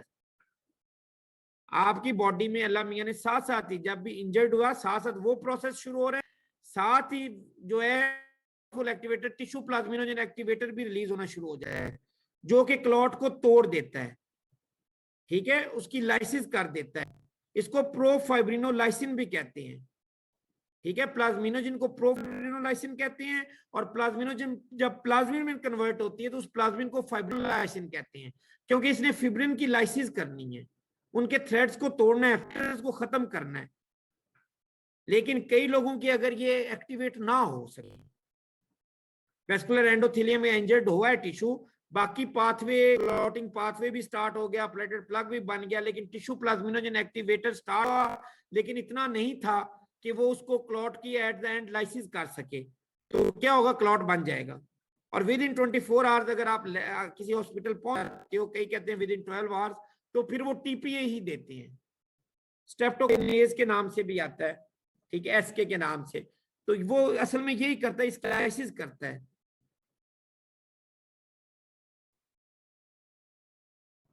यहां तक किसी ने कुछ पूछना हो तो बेटा। सर प्रीवियस वाला एक बार रिपीट कर दें।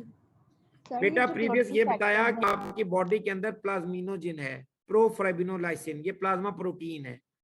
जब कभी इंजरी होती है तो साथ अल्लाह मियां इसको भी एक्टिवेट करवा देता है, और ये प्लाज्मिनोजेन कन्वर्ट हो जाती है प्लाज्मिन। जब क्लॉट बनता है तो उसकी लाइसिस हो जाती है और आपको पता भी नहीं चलता। लेकिन जिस सिस्टम वीक होता है वो उनका क्लॉट प्रॉपर बन जाता है। जब उनका बन जाता है, जाहिर बात है ब्लॉकेज होती है, हार्ट अटैक आता है, तो वो पहुंचते हैं हॉस्पिटल। तो हॉस्पिटल में फिर टीए लगाता है, या फिर उनको एसके के नाम से स्ट्रेप्टोकाइनेज इंजेक्शन लगाया जाता है, जो कि लाइसिस करवाता है, ठीक है जी। सर एस्प्रिन की ड्रग्स भी फिर दी जाती हैं? जी सर एस्प्रिन की जो ड्रग्स हैं? बेटा एस्पिरिन का मैंने आपको बता दिया, वो तो बहुत स्लो मैकेनिज्म ऑफ एक्शन है। ये एसके या टीपीए तो बहुत फास्ट है। उसको बता दिया कि वो क्लॉट बनने में, ना बनने देने में हेल्प करता है। साइक्लोऑक्सीजनेज इनहिबिटर है, थ्रोम्बोक्सिन A2 को इनहिबिट करता है ताकि उसकी फॉर्मेशन ना हो और प्लेटलेट एक्टिवेट ना हो, शुरू में एक्शन परफॉर्म करता है अपना। ये तो मैं बता रहा हूँ, जब क्लॉट श्लॉट बन गया उस टाइम फिर ये क्या हेल्प करता है। सर जो क्लॉटिंग फैक्टर्स है ये हमारे ब्लड में मौजूद बेटा होते क्लॉटिंग हैं? फैक्टर हमारे ब्लड में मौजूद है, लेकिन इनएक्टिव फॉर्म में है। ओके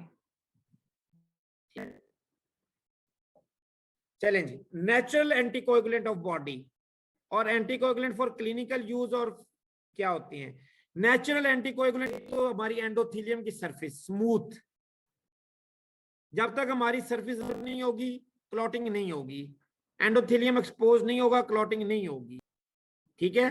तो एक तो हमारी स्मूथ सरफेस, ऐसे फैक्टर जो स्मूथ सरफेस को रफ बनाते हैं वो क्लॉटिंग में हेल्प करते हैं। ठीक है, तो एक तो हो गया स्मूथनेस और लेयर ऑफ ग्लाइकोकैलिक्स जो कि एंटीरियर सरफेस फैक्टर है। दूसरा हमारी बॉडी में एंटी थ्रोम्बिन 3 होता है। ठीक है, एंटी थ्रोम्बिन 3 जो है वो activated by binding to heparin like molecules on endothelial surface and therapeutically administered heparin, और ये थ्रोम्बिन को इनएक्टिवेट रखता है। फैक्टर 9, 10, 11, 12 उन सबको इनएक्टिवेट करता है। अब ये जब सारे आपके फैक्टर इनएक्टिवेट रहेंगे तो क्लॉट कैसे बनेगा? खास तौर पे जब 10 रहेगा तो एक्सट्रिंसिक इंट्रिंसिक दोनों पाथवे इनएक्टिवेट रहेंगे। तो ये नेचुरल एंटीकोएगुलेंट है, अल्लाह मियां की तरफ से हमारी बॉडी में मौजूद है एंटी थ्रोम्बिन 3। ठीक है जी, नेचुरल एंटीकोएगुलेंट में पहले आ गई एंडोथेलियल सरफेस जो कि स्मूथ है, दूसरी आ गई एंटी थ्रोम्बिन 3, तीसरी आ गई प्रोटीन C/S, ये भी इनएक्टिवेट रखता है फैक्टर 7 और 5। अगर किसी में कंजेनिटल डेफिशिएंसी हो एंटी थ्रोम्बिन 3 की, प्रोटीन C की और S की, तो उन पेशेंट में अक्सर आपको देखने में मिलेगा कि वेरी यंग एज, ठीक है, जो कि वेरी यंग एज में कहूंगा 17 to 30, इसके अंदर ही उनमें ये क्लॉट बन जाते हैं और हार्ट अटैक के चांसेस उन लोगों में ज्यादा होते हैं। ठीक है, उन प्रोटीन C/S और एंटी थ्रोम्बिन 3 की डेफिशिएंसी कंजेनिटल हो सकती है। उसके अलावा चौथा जो नेचुरल एंटीकोएगुलेंट है वो है प्लाज्मिनोजन प्लाज्मिन सिस्टम, यानी कि plasminogen activator system. Plasminogen activated by factor 12, plasminogen activator into plasmin, और प्लाज्मिन क्या करेगा? वो फिब्रिन को तोड़ देगा। तो ये है नेचुरल एंटीकोएगुलेंट। एक तो एंडोथेलियम की सरफेस, दूसरा आपके फैक्टर जिसमें थ्रोम्बिन 3, प्रोटीन C और S, और तीसरा आ जाता है प्लाज्मिनोजन एक्टिवेटर सिस्टम, और एक हेपरिन भी नेचुरल आपकी बॉडी में होती है, वो भी इधर ऐड कर लो, हेपरिन, वो भी नेचुरल एंटीकोएगुलेंट। हेपरिन आपके बेसोफिल ग्रेन्यूल्स के अंदर भी होती है, आपने पढ़ा भी है। ठीक है जी, ये प्लीज इसमें एक सर ये लास्ट पॉइंट समझा दे। जी बेटा, सब पूछो, क्या पूछना है? सर ये लास्ट पॉइंट रिपीट कर दें। ये प्लाज्मिनोजन एक्टिवेटर सिस्टम वाला? जी सर जी। बेटा इसमें मैंने जस्ट इतना बताया कि जो ये प्लाज्मिनोजन एक्टिवेटर सिस्टम है, ये आपका क्या करता है? ये लाइसिस करता है फिब्रिन को तोड़ता है। प्लाज्मिनोजन आपकी बॉडी में प्लाज्मा प्रोटीन मौजूद है, वो कन्वर्ट होती है इनटू प्लाज्मिन, और उसकी कन्वर्जन के लिए प्लाज्मिनोजन एक्टिवेटर का होना जरूरी है। और वो एक्टिवेटर दो तरह से होता है, एक तो फैक्टर 12 एक्टिवेट करता है, या अगर क्लॉट बाई है और किसी में ये डेफिशिएंसी है तो उसको आप TPA का इंजेक्शन भी लगा सकते हो, और वो उसके जो बॉडी में प्लाज्मिनोजन है वो प्लाज्मिन कन्वर्ट होके फिब्रिन तोड़ देगी। हम यहाँ पे नेचुरल की बात कर रहे हैं, जो नेचुरल में आपकी smooth endothelial surface, thrombin 3, protein C/S और हेपरिन, और साथ आपकी बॉडी में प्लाज्मिनोजन एक्टिवेटर सिस्टम है।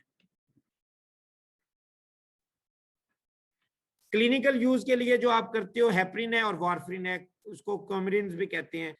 हेपरिन की जो डोज है ये खैर आपको पता होनी चाहिए अपने लिए, ये नहीं तो मेडिसिन में आप इसकी डिटेल करोगे। 0.5 to 1 मिलीग्राम पर kg बॉडी वेट होती है, यानी कि एक बंदा अगर 70 kg का है तो 70 मिलीग्राम तक हेपरिन आप दे सकते हो IV। ये MCQ में भी पूछा जा सकता है कि IV इसकी डोज क्या होती है? 0.5 से 1 मिलीग्राम पर kg ऑफ बॉडी वेट, और ये increase clotting time to 30 minutes तक, और एक्चुअली इसका 1.5 से 4 घंटे तक रहता है। डिस्ट्रॉय कर देता है by enzyme known as heparinase. Warfarin जो होता है, वारफरिन भी बेसिकली एंटीकोएगुलेंट है, लेकिन ये शॉर्ट एक्टिंग है एज कंपेयर टू हेपरिन, और ये फैक्टर 2, 7, 9, 10 को डिक्रीज करती है। ठीक है जी, इनके नाम आप याद रख लो, बड़ी बात है। बीच में जो मैंने बताया वो एक दफा जस्ट रीड कर लेना MCQ के लिए। अब आउटसाइड द बॉडी जो आपके पास होते हैं वो कौन से होते हैं? आउटसाइड द बॉडी आपका सिलिकॉनाइज्ड ग्लास कंटेनर, ठीक है, ऐसा आप ट्यूब लेते हो जो सिलिकॉनाइज्ड होती है, और वो फैक्टर 12 को एक्टिव नहीं होने देती। ग्लास ट्यूब के अंदर इंट्रिंसिक पाथवे नहीं एक्टिवेट होना होता है, फैक्टर 12 ने, हेजमैन ने। तो आप अगर सिलिकॉनाइज्ड ग्लास ट्यूब लेते हो तो उसके अंदर फैक्टर 12 एक्टिवेट नहीं होगा, और एक्टिवेट ऑफ प्लेटलेट्स भी नहीं होगा, और नहीं बनेगा। जो कि ये बहुत महंगी सिलिकॉनाइज्ड ग्लास कंटेनर्स होती हैं, ये इधर लैब में नहीं होती, बल्कि इधर आप लोग हेपरिन और बाकी चीजों से ही इसको करते हो प्रिवेंट। दूसरा, डिक्रीज हेपरिन आप आउटसाइड बॉडी बना सकते हो। उसके अलावा जो ऑक्सलेट कंपाउंड है, सिट्रेट कंपाउंड है, जिनका मैंने आपको बता दिया कि तरीका वारदात क्या होती है, कि सोडियम सिट्रेट और सोडियम ऑक्सलेट में अगर आप ब्लड डालते हो, कैल्शियम ब्लड का निकल के वो इनके साथ रिएक्ट कर जाता है और आपका ब्लड कैल्शियम फ्री हो जाता है, और कैल्शियम नहीं होगा तो ब्लड क्लॉट नहीं होगा। यानी कि ये कैल्शियम की कंसंट्रेशन डिक्रीज करते हैं ब्लड में। इसी तरह अगर आप लार्ज क्वांटिटी में ये अगर किसी बंदे को दे देते हो तो उसके हार्मफुल इफेक्ट भी होते हैं, टेटनी भी हो सकता है और कन्वल्जन डेथ भी हो सकती है। लास्ट स्लाइड जी। Factors which are responsible for increase bleeding tendency. Vitamin K deficiency, जैसे हमने रोल ऑफ कैल्शियम पढ़ा है, इसी तरह विटामिन के का भी रोल है। कुछ फैक्टर विटामिन के डिपेंडेंट फैक्टर हैं बेटा, उनके नाम आपने याद रखने हैं, 2, 7, 9, 10, 2, 7, 9, 10 and protein C. Protein C भूल भी जाए तो कोई बात नहीं, 2, 7, 9, 10 नहीं भूलना। ये जो चारों फैक्टर्स हैं ये आपके विटामिन के डिपेंडेंट फैक्टर हैं, और अगर विटामिन के नहीं होगा तो ये फैक्टर्स नहीं बनेंगे। ये फैक्टर्स नहीं बनेंगे तो आपका जैसे 10 नहीं मान रहा तो काम ही खत्म हो गया, ना एक्सट्रिंसिक होगा ना इंट्रिंसिक होगा। आपका 7 नहीं बन रहा तो एक्सट्रिंसिक स्टार्ट ही नहीं होगा, आपका 9 नहीं बन रहा तो इंट्रिंसिक स्टार्ट नहीं होगा। ठीक है, तो यानी कि इनका रोल है। ये फैट सॉल्युबल विटामिन होते हैं, ठीक है। विटामिन के आपने बायोकेम में पढ़ा होगा, फैट सॉल्युबल विटामिन होते हैं। इनके एब्जॉर्प्शन के लिए आपकी इंटेस्टाइनल फ्लोरा होते हैं जो इनकी एब्जॉर्प्शन करवाते हैं। Cause decrease absorption of vitamin K from intestine as seen in obstruction of bile. ठीक है, किसी भी वजह से, ये वजह कॉज आप छोड़ दो, किसी भी वजह से विटामिन के की अगर एब्जॉर्प्शन नहीं हुई इंटेस्टाइन से तो विटामिन के की डेफिशिएंसी हो जाएगी, और विटामिन ए की डेफिशिएंसी हो जाएगी तो उसके जो डिपेंडेंट फैक्टर है वो एक्टिवेट नहीं हो सकेंगे। वो एक्टिवेट नहीं हो सकेंगे तो क्या होगा, ब्लीडिंग नहीं रुकेगी, एक्सट्रिंसिक इंट्रिंसिक पाथवे नहीं एक्टिवेट होंगे, और उसकी ट्रीटमेंट है आईवी विटामिन के, आईवी विटामिन के। ठीक है जी, यहां तक बेटा किसी ने कुछ पूछना है? आगे आ जाए आपका क्लॉटिंग डिसऑर्डर और ब्लीडिंग डिसऑर्डर, ये स्टार्ट हो गए, ये हम कल इंशाल्लाह पहले लेक्चर कर लेंगे और साथ ब्लड ग्रुप कर लेंगे। यहां तक किसी कुछ पूछना है तो सर 39 वाली स्लाइड में एक चीज सर पूछी थी। इंट्रिंसिक फैक्टर्स वाला जो है ना, वो दोबारा रिवाइज कराते हैं। क्या चीज बेटा? सर इंट्रिंसिक पाथवे जो है ना उसके फैक्टर्स रिवाइज कराते हैं, पाथवे पूरा जो है। इंट्रिंसिक पाथवे बेटा फैक्टर 12 से स्टार्ट होता है, हेजमैन फैक्टर एक्टिवेट होता है, वो करता है फैक्टर 9 को एक्टिवेट, 9 करता है 11 को एक्टिवेट, 11 करता है 10 को एक्टिवेट, और 10 को उधर से आपका एक्सट्रिंसिक भी कर रहा है, ये कॉमन पाथवे 10 पे बनता है। और 10 जब एक्टिवेट होता है उसको प्रोथ्रोम्बिन एक्टिवेटर कहते हैं, और वो प्रोथ्रोम्बिन को थ्रोम्बिन में करता है, और थ्रोम्बिन फाइब्रिनोजन को फिब्रिन में कन्वर्ट करता है, और फिब्रिन स्टेबलाइजिंग फैक्टर होता है जो फिब्रिन को क्रॉस लिंकेज अटैच करता है।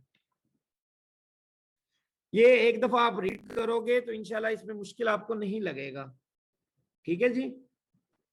सर 12 11 को करता है, फिर 11 9 को करता है। जी 12 11 को करता है, 11 9 को, 9 10 को। जी सर। यहाँ नो तो सर, बेटा 11 12 करेगा 11 और आपका फिर 10 को, 11 को, 11 9 को, 9 10 को। और प्रेजेंस ऑफ कैल्शियम हो रहा है, ये बात याद रखना, कैल्शियम का रोल पूछते हैं वो। विटामिन के का तो रोल है कि विटामिन के डिपेंडेंट सर फैक्टर इसको होते हैं। रिपीट कर। सर ये 8A क्या कर रहे हैं आप थ्रोम्बिन के साथ, इसको क्या एक्टिवेशन? अच्छा, फैक्टर जो 8, मैं आपको बेटा ये सारी चीजें इसको जितना कॉम्प्लिकेट करते जाओगे होता जाएगा। फैक्टर जो आपका 12 है वो 11 को कर रहा है, 11 9 को कर रहा है, 9 एक्टिवेटेड 9 में कन्वर्ट होगा in the presence of calcium, in the presence of factor 11 activated in the presence of thrombin, जो कि यहाँ पे बन रही है, ये जो थ्रिन एंड पे बनती है ये भी दोबारा रीयूज होती है। बाकी फैक्टर्स को एक्टिवेट कर लीजिए, ठीक है। फैक्टर 8 भी एक्टिवेट होगा, ठीक है, और फैक्टर 8 जब एक्टिवेट होगा वो कैल्शियम के साथ मिलकर टेर को एक्टिवेट करेगा। इसलिए अभी इन चक्कर मत पड़ो, ये अभी मैं हीमोफीलिया बताऊंगा तो ये मैंने आपको बताना था साथ,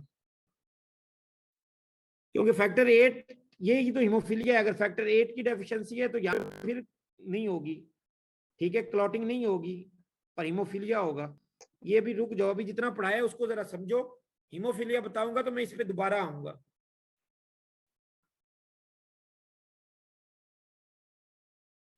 ये समझ के आपको रट्टा लगाना है, भूलेगा नहीं, है ये रट्टा, इसमें समझ भी है और रट्टा भी है।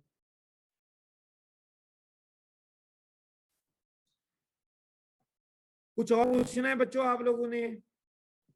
सर जो आपने वो बताया था कि शेप मतलब अगर होगी तो उसमें से जो ब्लड रिलीज होगा तो उससे इंट्रिंसिक पाथवे स्टार्ट हो जाएगा। शेव जब करते हो तो सबसे ऊपर क्या आता है जी? जिल्द आती है, स्किन टिश्यू आता है, वो कट लगेगा तो टिश्यू फैक्टर क्या होता है? वो फैक्टर 7 को एक्टिवेट करेगा, एक्सट्रिंसिक पाथवे। अगर गहरा कट है तो वो जाहिर बात है वेसल भी की हुई है तो साथ इंट्रिंसिक भी स्टार्ट होगा, लेकिन अगर कोई पूछता है कि पहले कौन सा स्टार्ट हो तो आपको पता होना चाहिए। सर लेकिन वेसल तो तब भी रप्चर हो रही है ना, अगर टिश्यू वाले में ही देखा जाए तो थोड़ा बहुत तो ब्लीडिंग पहले तो टिश्यू वैसे। कटा है तो वेसल तक पहुंचा है ना पुत्री।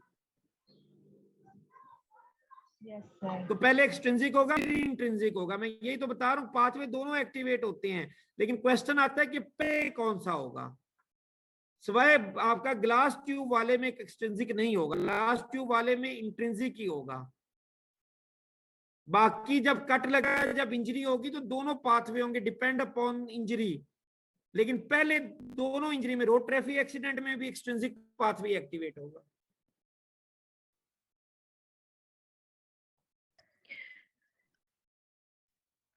सर जी बेटा। सर कुछ बच्चे पूछ रहे हैं कि हॉस्टल कब से खुल रहा है? आज से खुल गया, आ जाओ। Okay sir.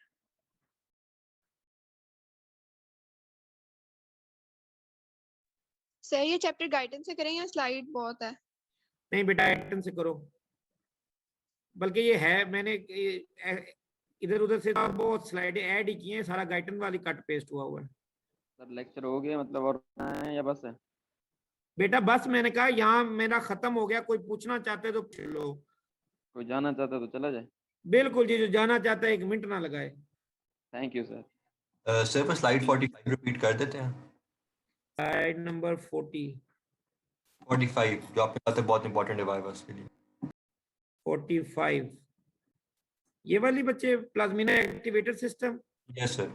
ये मैंने यहाँ रिपीट यहाँ पे भी किया और यहाँ पे भी किया, 3 दफा किया, दोबारा सुन लें। हमारी बॉडी में बेटा प्लाज्मिनोजेन एक प्लाज्मा प्रोटीन है, ठीक है, वो कन्वर्ट होगी प्लाज्मन में। उसको कन्वर्जन के लिए 2 चीजें होती हैं, या तो फैक्टर 12 जब एक्टिवेट होता है, जाहिर बात है जब इंजरी होती है तो फैक्टर 12 ने एक्टिवेट होना होता है, प्लेटलेट्स ने एक्टिवेट होना होता है, तो वो उस प्लाज्मिनोजेन एक्टिवेटर बना देते हैं, उसको एक्टिवेट करते हैं। प्लाज्मिनोजेन एक्टिवेटर क्या करता है? वो प्लाज्मिनोजेन प्लाज्मिन में कन्वर्ट करता है और ये प्लाज्मिन फाइब्रिनोलाइसिस करती है, फिब्रिन को तोड़ती है, ठीक है। या किसी वजह से, अगर ये नेचुरल एंटीकोएगुलेंट है, लेकिन किसी वजह से अगर ये आपकी बॉडी में सिस्टम एक्टिवेट नहीं होता या वीक सिस्टम है, तो उसके लिए क्या करते हैं कि अगर क्लॉट बनने से 12 घंटे के अंदर अंदर आप पहुंच जाते हो लेके पेशेंट को, तो ये टीपीए का इंजेक्शन लगाया जाता है ताकि उसका एक्टिवेटर सिस्टम हो और उसका क्लॉट टूटे।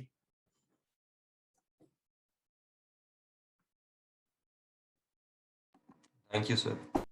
कल मैं एक प्लेटलेट्स की असाइनमेंट आपको दूंगा बेटा,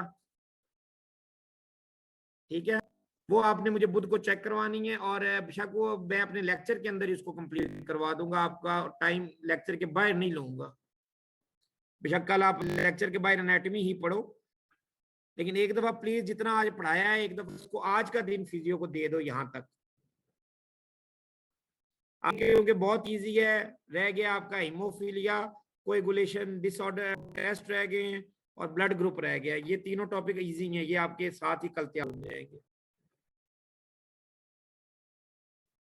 सर मेरी बात सुनना, ये जो हमारे पास इंट्रिंसिक पाथवे है, इससे पहले हमारे पास फैक्टर नंबर 12 होता है, फिर बाद में फैक्टर नंबर 11 होता है, फिर बाद में फैक्टर नंबर 9 होता है, फिर 8 होता है, उसके बाद फिर 10 एक्टिवेट होता है।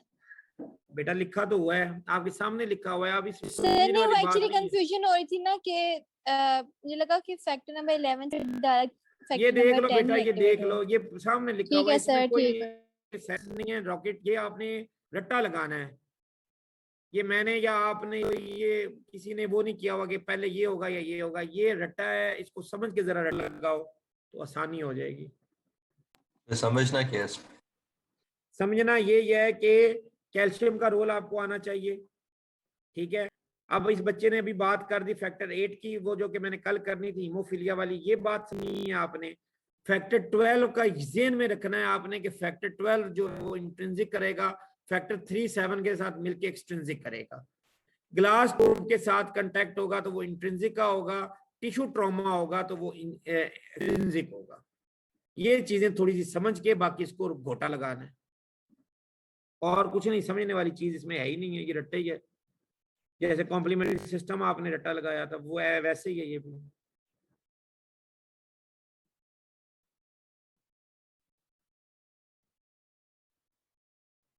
ठीक है जी, थैंक यू वेरी मच। आप लोग जा सकते हो। कल इंशाल्लाह इसको पढ़ के आना, मैं पहले सुनूंगा आपसे, और मेहरबानी करो साथ साथ पढ़ लो और फिर हम आगे पढ़ेंगे। Thank you.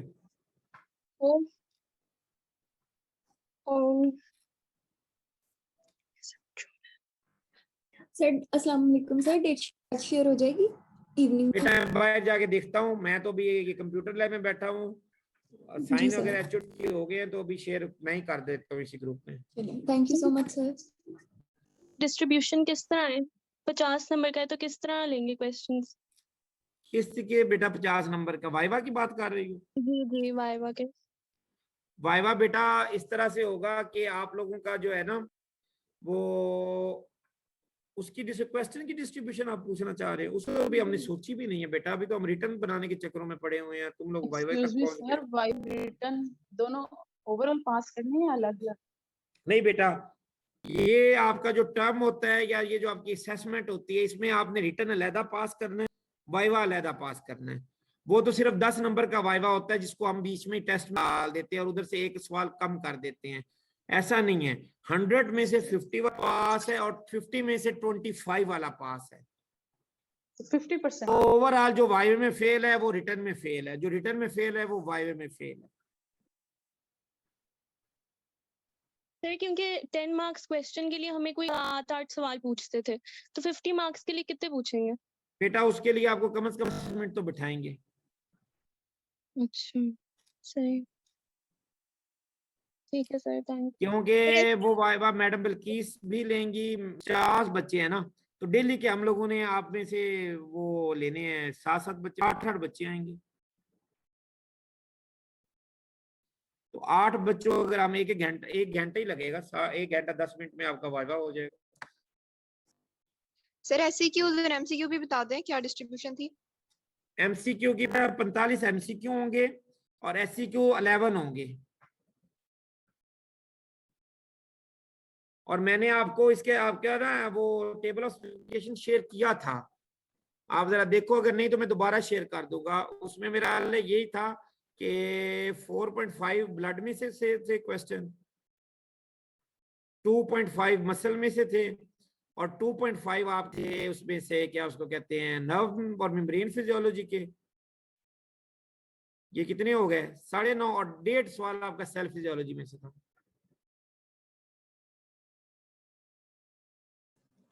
सर आप शेयर भी कर दो काइंडली। मैं शेयर भी कर दूंगा, और मेजर आपका जो चंक है वो इसमें से ब्लड और नर्व मसल में से है, ये मैं आपको बता दूं। 50% पेपर यानी कि 4.5 सवाल आपके ब्लड के हैं और 5 सवाल आपके मेम्ब्रेन, नर्व और मसल के मिला के हैं। सर फाइनल प्रोसेस में यही होता है कि वाइवा जो फेल होता है रिटर्न फेल हो जाता है? बेटा नहीं, यही फाइनल का ही रूल हम ब्लॉक में रखते हैं। जो आपका यूएचएस में रिटर्न में फेल होता है वो इधर भी फेल हो जाता है, और जो इधर फेल होता है यूएचएस में पास भी होता है तो वो